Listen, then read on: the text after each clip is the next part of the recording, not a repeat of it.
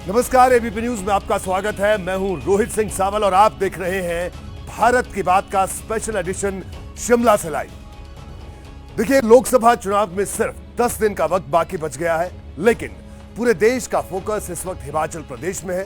दरअसल जिस तरह से हिमाचल प्रदेश में आज दिन भर सियासी उठापटक चली, उसके बाद सबके जहन में यही सवाल है कि क्या हिमाचल प्रदेश में कि जो मुख्यमंत्री हैं, मौजूदा मुख्यमंत्री सुखविंदर सिंह सुक्खू, क्या वो मुख्यमंत्री की कुर्सी पर रह पाएंगे, या कांग्रेस की सरकार हिमाचल प्रदेश में रह पाएगी, या बीजेपी तख्ता पलट की कोशिश करेगी। ये तमाम वो सवाल हैं जो आज पूरा दिन भर हिमाचल की सियासी फिजाओं में रह रहकर उठते रहे। कांग्रेस की अगर बात की जाए तो कांग्रेस की पूरी कोशिश डैमेज कंट्रोल की है, तो Bharatiya Janata party wait and watch की रणनीति पर काम कर रही है। हिमाचल प्रदेश में कांग्रेस पार्टी को सत्ता में रहने का कोई नैतिक अधिकार नहीं। निश्चित तौर पर यह सरकार 5 साल चलेगी। एक दावा बीजेपी का है, दूसरा कांग्रेस का। लेकिन किसके दावे में कितना दम है, इस सवाल का फिलहाल कोई सटीक जवाब नहीं है, क्योंकि हिमाचल प्रदेश की राजधानी शिमला से कोई 100 किलोमीटर दूर पंचकुला के होटल ललित में 6 विधायकों की मौजूदगी सियासी सस्पेंस को और ज्यादा बढ़ा रही है।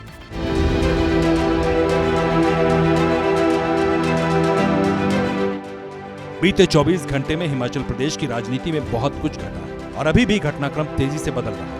पहले राज्यसभा में क्रॉस वोटिंग की खबर आई, नतीजा कांग्रेस उम्मीदवार अभिषेक मनु सिंघवी चुनाव हार गए। फिर कांग्रेस से नाराज बताए जा रहे 6 विधायकों ने हिमाचल प्रदेश की सीमा के बाहर हरियाणा के पंचकुला में डेरा डाल दिया और इसके बाद फूटा सबसे बड़ा सियासी बम, जिसने दिल्ली तक सियासी हलचल बढ़ा दी।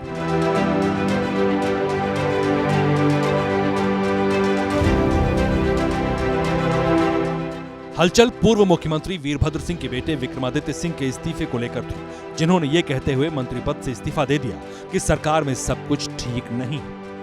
मगर जिस तरीके की व्यवस्था पिछले 1 साल के अंदर सरकार के अंदर रही है, उसमें जो घटनाक्रम हुए हैं, जो विधायकों के साथ कहीं ना कहीं अनदेखी हुई है, कहीं ना कहीं जो विधायकों की आवाज को दबाने की कोशिश की गई है, आज उसका परिणाम है कि हम इस कगार के ऊपर जो है वो खड़े हुए हैं। विक्रमादित्य सिंह का दावा है कि वो किसी के दबाव में नहीं और ना ही दबाव में आने वाले हैं। अंदर खाने से आ रही सूचनाओं के मुताबिक सारा खेल सीएम की कुर्सी का है। दावा किया जा रहा है कि विक्रमादित्य सिंह का मंत्री पद से इस्तीफा देना और 6 कांग्रेस विधायकों का पंचकुला में होना एक ही सिक्के के 2 पहलू। खबर यह भी है कि पंचकुला में मौजूद विधायकों ने ही राज्यसभा चुनाव में कांग्रेस के खिलाफ वोटिंग की और अब कांग्रेस की सरकार के लिए खतरा बढ़ा दिया है। इधर पूरा दिन शिमला में कांग्रेस की बैठकों का दौर जारी रहा। दिल्ली से पहुंचे कांग्रेस के तमाम नेताओं ने स्थानीय नेताओं के साथ मीटिंग की। शिमला के होटल ओबरॉय सेसिल में लंबी बैठक हुई। हालांकि इस बैठक के बाद भी सियासी उठापटक का पटाक्षेप बाकी है। देखिए, विक्रमादित्य जी मेरे सहयोगी हैं और मुझे लगता है कि उन्होंने जो भी सवाल उठाए हैं उसके ऊपर वही उत्तर दे सकते हैं। उनके क्या हो सकता है, उनके मतभेद हो, पर मनभेद नहीं है। कहीं ना कहीं मन कांग्रेस पार्टी के साथ है, तभी वो आके उसके अंदर बैठे। यानी तमाम मीटिंग के बाद भी पक्के तौर पर कांग्रेस विधायक कोई सटीक जवाब देने की स्थिति में नहीं है। ये बात और है कि मुख्यमंत्री सुखविंदर सिंह सुक्खू लगातार दावा कर रहे हैं कि सरकार पर कोई असर नहीं होगा। शाम होते होते तो उन्होंने ये भी कह दिया कि बागी विधायकों से बात हो गई है, अब कोई समस्या नहीं।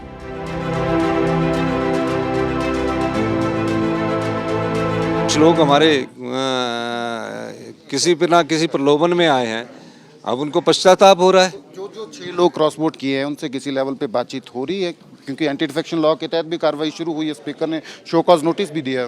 देखिए, हमारी कोई उनसे बातचीत नहीं हुई। उनमें से एक विधायक का फोन आया था जो बड़े दुखी मन से कह रहा था कि मुझसे बहुत बड़ी गलती हुई है, तो अगर वो गलती ना करता तो कल हमारा राज्यसभा का सदस्य बन जाते। विक्रमादित्य जी ने इस्तीफा दे दिया है मंत्री पद से।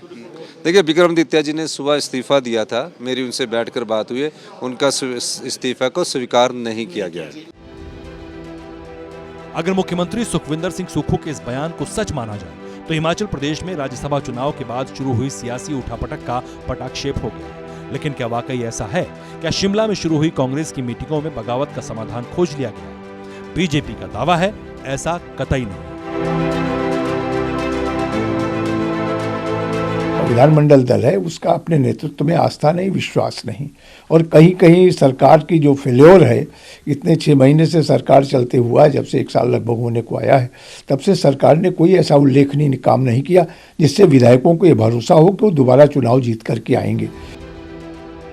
फिलहाल दिल्ली से शिमला तक सियासी रस्साकशी जारी है। खबर है कि हिमाचल में जारी सियासी उठापटक को देखते हुए कांग्रेस की राष्ट्रीय महासचिव प्रियंका गांधी भी एक्टिव हो गई हैं। वो लगातार हिमाचल प्रदेश के बड़े नेताओं के संपर्क में।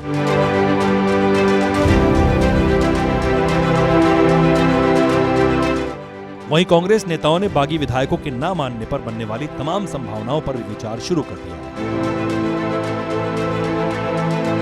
आज दोपहर में हिमाचल प्रदेश से अचानक खबर आई कि मुख्यमंत्री सुखविंदर सिंह सुक्खू ने इस्तीफा दे दिया है।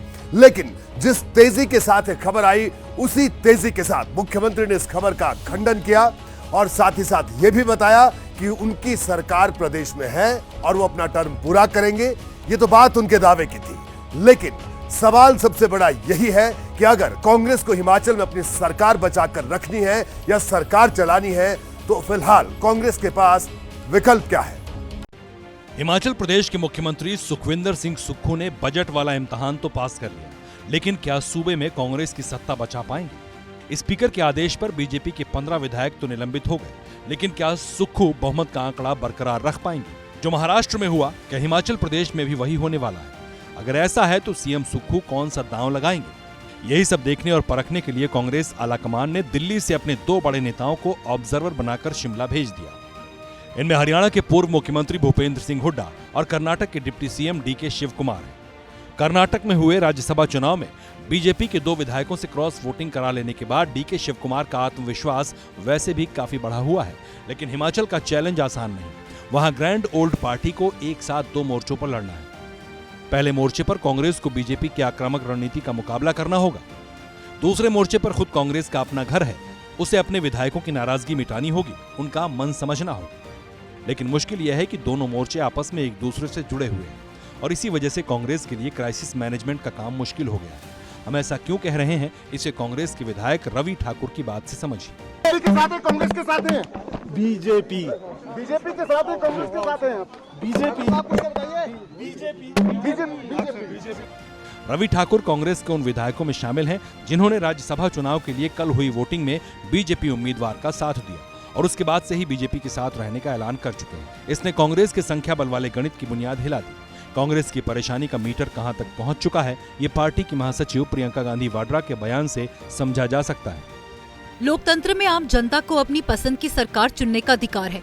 हिमाचल की जनता ने अपने इसी अधिकार का इस्तेमाल किया और स्पष्ट बहुमत से कांग्रेस की सरकार बनाई। लेकिन भाजपा धनबल एजेंसियों की ताकत और केंद्र की सत्ता का दुरुपयोग करके हिमाचल वासियों के इस अधिकार को कुचलना चाहती है। इस मकसद के लिए जिस तरह भाजपा सरकारी सुरक्षा और मशीनरी का इस्तेमाल कर रही है, वह देश के इतिहास में अभूतपूर्व है। हिमाचल प्रदेश में अपनी सत्ता पर मंडराता संकट देख कांग्रेस बीजेपी पर हमलावर है, लेकिन सवाल यह है कि इसकी नौबत आई क्यों? जवाब है कांग्रेस के भीतर खेमेबाजी। हिमाचल प्रदेश में कांग्रेस के 2 कैंप बताए जाते हैं। एक कैंप सुखविंदर सिंह सुक्खू का है और दूसरा खेमा हिमाचल प्रदेश के पूर्व मुख्यमंत्री वीरभद्र सिंह के परिवार का, जिसकी कमान प्रतिभा सिंह के हाथों में बताई जाती है। कांग्रेस ने 2022 का विधानसभा चुनाव वीरभद्र सिंह के नाम पर लड़ा था, लेकिन पार्टी की जीत के बाद सुक्खू को मुख्यमंत्री बना दिया गया। पार्टी आलाकमान के इस फैसले से दूसरे कैंप के विधायक नाराज हो गए। विरोधी खेमे को सुक्खू की 1 मैन आर्मी वाली स्टाइल भी पसंद नहीं है। बताया जा रहा है कि राज्यसभा चुनाव में कांग्रेस के प्रत्याशी अभिषेक मनु सिंघवी की हार इसी की वजह से हुई है और हिमाचल प्रदेश की कांग्रेस सरकार पर खतरा भी इसी गुटबाजी की वजह से मंडरा रहा है। ये बात हम नहीं, भारतीय जनता पार्टी कह रही है। सरकार आज बचाने की कोशिश करें, लेकिन कल सरकार नहीं होगी।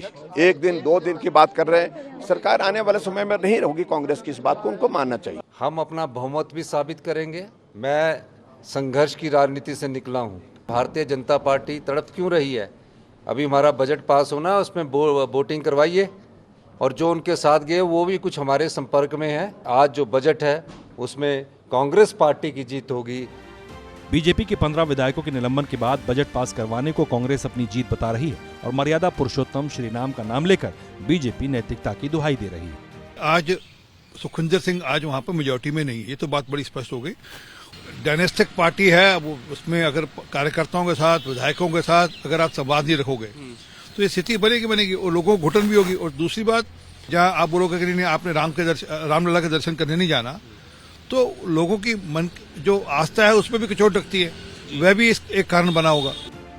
कांग्रेस के लिए संकट बड़ा है, लेकिन अखाड़ा अगर राजनीति का हो तो हर दांव की काट होती है, हर समस्या का समाधान होता है, क्योंकि वहां विकल्प कभी खत्म नहीं होते। सवाल है अब कांग्रेस के पास क्या विकल्प है। विकल्प नंबर 1, सीएम सुखविंदर सिंह सुक्खू का इस्तीफा।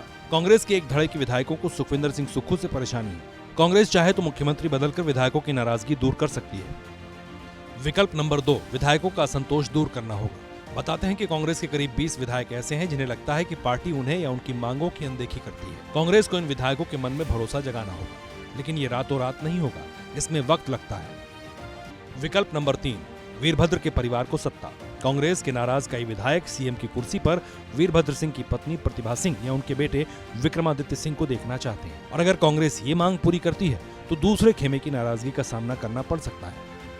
जाहिर है कांग्रेस के लिए हिमाचल में सुलगी सत्ता वाली सियासत पर काबू पाना आसान नहीं होगा। उसे दोनों खेमों के बीच बैलेंस बनाकर चलना होगा, वरना बीजेपी मौके का फायदा उठा सकती है। हिमाचल प्रदेश में आखिर ये सियासी उठापटक क्यों शुरू हुई, इसके पीछे की कहानी अगर जाननी है तो इसके लिए यह जानना बेहद जरूरी है कि यह सब कुछ सिर्फ कांग्रेस की गुटबाजी की वजह से हुआ।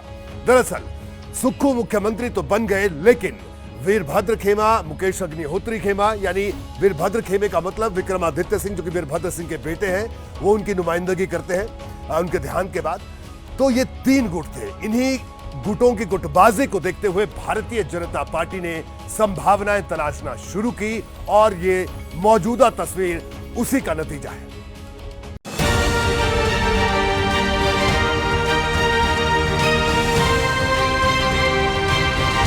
मोदी की एक ही गारंटी है, सभी कांग्रेस सरकारों को हिलाओ।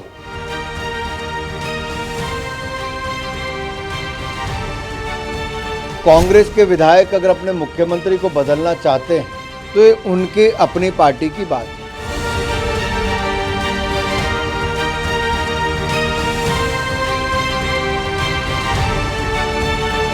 जो ग्रीवेंसेस है वो हमारे भाई है, वो मेरे साथ कई बार बात कर चुके हैं।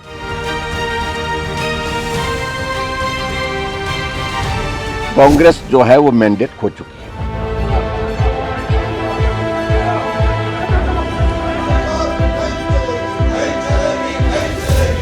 हिमाचल प्रदेश में आगे क्या होगा? कांग्रेस से नाराज विधायकों की बगावत के पीछे कौन है? क्या बिहार के बाद हिमाचल प्रदेश में भी सत्ता का चेहरा बदलने जा रहा है, या फिर कांग्रेस अपनी सरकार बचाने में कामयाब होगी? इन तमाम सवालों के बीच हर किसी की नजर बीजेपी के अगले कदम पर टिक गई है।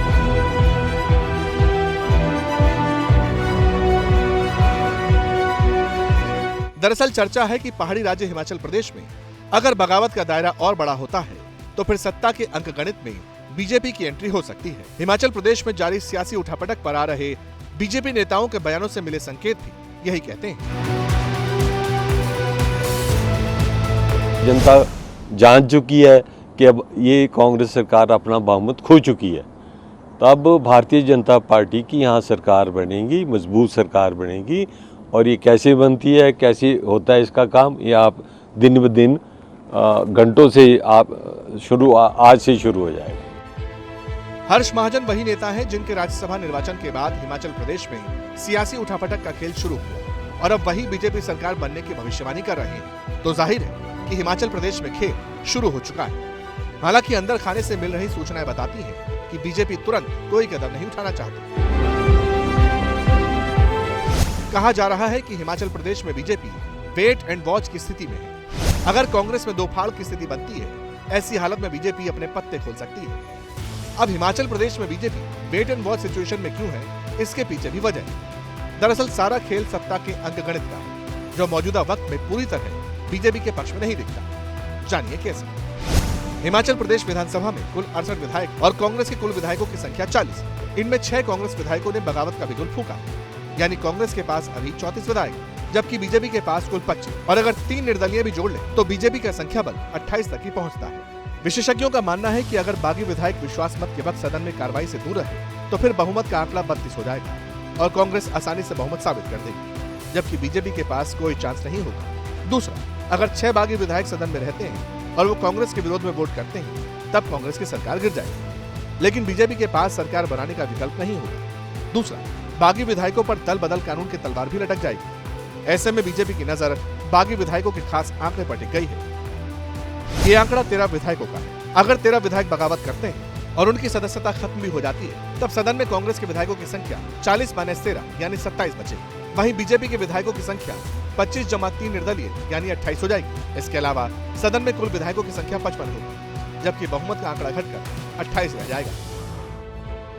यानी कांग्रेस के 13 विधायकों के बागी होने और उनकी सदस्यता खत्म होने पर बीजेपी के लिए सत्ता का रास्ता पूरी तरह से साफ हो जाएगा। बीजेपी कैंप से निकलकर आ रही तमाम सूचनाएं भी इसी ओर इशारा कर रही हैं। सरकार आज बचाने की कोशिश करें, लेकिन कल सरकार नहीं होगी। साफ हिमाचल में जारी सियासी उठापटक के बीच बीजेपी को भरोसा है कि कांग्रेस सरकार ज्यादा दिनों तक हिमाचल प्रदेश की सत्ता में नहीं रहेगी। लेकिन बीजेपी के इस विश्वास को कांग्रेस से बागी हुए विक्रमादित्य सिंह ने ये कहकर झटका दे दिया है कि वो सरकार से नाराज है, कांग्रेस है। And you could soon join the BJP camp, and the decision could come any time afternoon, in the evening. नहीं, ऐसा कुछ नहीं है। ये सारे अफसरों का जो है अफवाहों का बाजार होता है। खबर है कि पूर्व मुख्यमंत्री जयराम ठाकुर लगातार केंद्रीय नेतृत्व के संपर्क में और हिमाचल प्रदेश के सियासी उठापटक पर पल पल की रिपोर्ट दे रहे हैं। वहीं कांग्रेस लीडरशिप भी सक्रिय हो चुकी है। कांग्रेस के कई नेता शिमला पहुंच चुके हैं। वहीं सदन से बीजेपी के 15 विधायकों के सस्पेंशन पर सियासी संग्राम छिड़ गया है। विधानसभा अध्यक्ष कुलदीप सिंह पठानिया ने पूर्व मुख्यमंत्री जयराम ठाकुर समेत 15 बीजेपी विधायकों को सदन से निलंबित कर दिया। बीजेपी का आरोप है कि कांग्रेस अल्पमत में आई अपनी सरकार को बचाने के लिए ऐसे कदम उठा रही है। फिलहाल हिमाचल प्रदेश में सियासी उठापटक जारी है। देखिए, बिहार की राजधानी पटना में बड़ा दिलचस्प खेल चल रहा है, जहां भारतीय जनता पार्टी ने या एनडीए ने या यूं कहें कि एनडीए ने कांग्रेस के 2 विधायकों को तोड़कर अपने साथ शामिल कर लिया, तो दूसरी तरफ राष्ट्रीय जनता दल यानी लालू प्रसाद यादव की पार्टी आरजेडी ने नीतीश कुमार को एक बार फिर से महागठबंधन में आने का न्योता दे दिया है। आखिरकार क्या है इस न्योते और तोड़फोड़ के पीछे की पूरी कहानी, देखिए ये खास रिपोर्ट।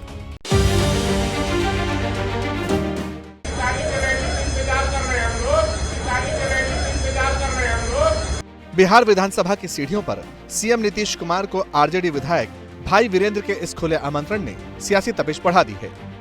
दरअसल 3 मार्च को पटना के गांधी मैदान में आरजेडी की बड़ी रैली होने जा रही है। इस रैली में लालू यादव के साथ तेजस्वी और राहुल गांधी भी शामिल होंगे। नीतीश कुमार को भाई वीरेंद्र का आमंत्रण इसी रैली के लिए और ऑफर एक बार फिर पाला बदलकर आरजेडी के साथ सरकार बनाने का। कि जिस तरह से राजद और कांग्रेस के विधायकों को तोड़ा गया, हॉर्स ट्रेडिंग किया गया बीजेपी के द्वारा, तो हमको चिंता इस बात का है कि जदयू भी इससे अलग नहीं है और बारी अब जदयू का है। इसलिए माननीय मुख्यमंत्री जी समाजवादी पृष्ठभूमि से आते हैं, इसलिए हमको चिंता उनकी है। इसलिए मैंने आगाह किया और कहा कि कहाँ भटके हुए हैं, आइए अब छोड़िए। इस तरह से महागठबंधन में टूट हो रही है, उसे क्या नीतीश जी घबराए हुए हैं? अरे 2 दिन से सोए नहीं, आपको पता नहीं है, कहाँ आप बुलवाते हैं? क्या कैसे नहीं सोए? और सब भेद काला खुलवाइएगा, छोड़िए। आरजेडी की ओर से नीतीश कुमार को दिए जा रहे इस आमंत्रण के 2 मतलब हो सकते हैं। पहला, आरजेडी जनता को संदेश देना चाहती है कि नीतीश कुमार कभी भी पाला बदल सकते हैं, और दूसरा मैसेज खुद नीतीश कुमार के लिए है कि बीजेपी जेडीयू को तोड़कर खुद सरकार बना सकती है। कांग्रेस विधायक सिद्धार्थ गौरव और मुरारी गौतम के पाला बदलने से आरजेडी के स्तर को और ज्यादा मजबूती मिल गई है। ये दोनों विधायक मंगलवार को विधानसभा में सत्ता पक्ष के साथ बैठे थे। फिलहाल दोनों विधायकों को कांग्रेस ने पार्टी से बाहर कर दिया है। कांग्रेस पार्टी के हमारे एमएलए किस लालच में गए मुझे नहीं मालूम। आज हम आए थे स्पीकर साहब से मिलने और उनको हमने लिखित कांग्रेस पार्टी की तरफ से दिया है कि उनकी सदस्यता समाप्त की जाए। मंगलवार के सियासी घटनाक्रम के बाद आरजेडी और बिहार में महागठबंधन के सहयोगी कांग्रेस दोनों पार्टियां ये दावा कर रही हैं कि आज नहीं तो कल बीजेपी जेडीयू को तोड़कर नीतीश कुमार की जगह अपना सीएम बनाएगी, जिस पर बीजेपी का तर्क है ऐसा कुछ नहीं होने वाला। जो होना है वो खेला आप देख ही रहे हैं, कल भी देखा है क्या हो रहा है सदन के अंदर, वो आपने देखा है।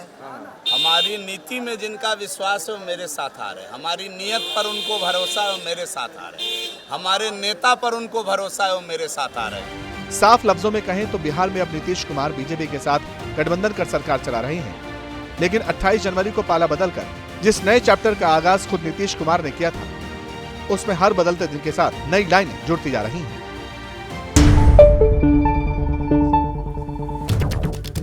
और अभी की बड़ी खबर आपको बता दें, हिमाचल की सियासत पर बड़ी खबर आ रही है।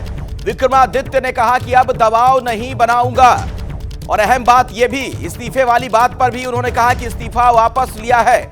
ऑब्जर्वर से मिलने के बाद विक्रमादित्य सिंह मान गए हैं। तो सवाल यह कि क्या कांग्रेस का हिमाचल प्रदेश में जो संकट जारी था वो मसला अब सुलझ चुका है। हिमाचल की सियासत पर अभी की बड़ी खबर आपको बता दें, विक्रमादित्य जिन्होंने बागी तेवर अपना लिए थे, मंत्री पद से इस्तीफा दे दिया था, उन्होंने अपना इस्तीफा वापस ले लिया है। ऑब्जर्वर से मिलने के बाद उनका यह बड़ा फैसला। एक अहम बात यह भी कि उनका कहना था कि व्यक्ति से बड़ा संगठन होता है।